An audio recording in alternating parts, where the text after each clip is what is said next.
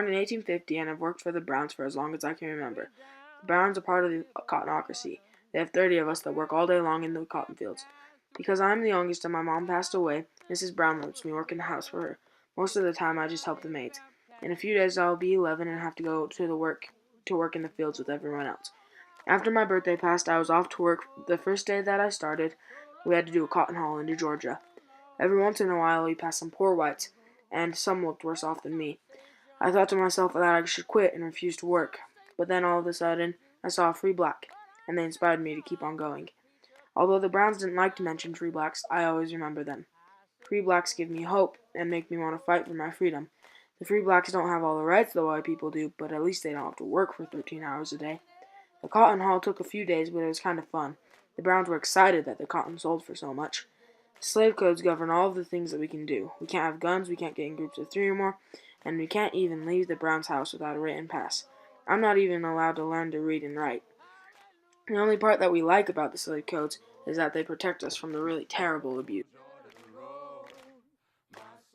All of the slaves on the Browns farm were Christians, and we all believed in the teachings. Every other Sunday, a different white minister would come, and he would teach us about the Bible. As Sunday came around, I grew more and more anxious. Sundays, when the minister came, were always the best. The Browns gave us a few hours off of working in the fields, and we got to learn.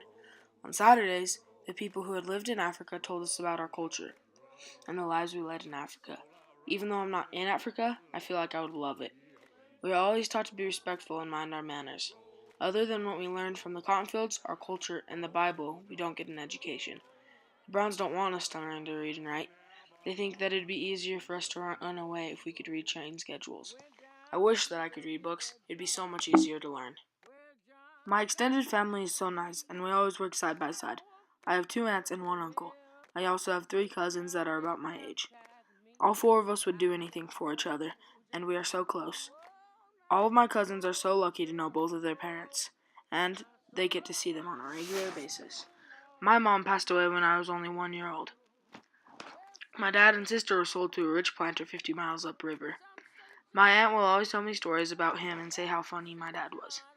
The only reason that I can go on every day is because of my extended family.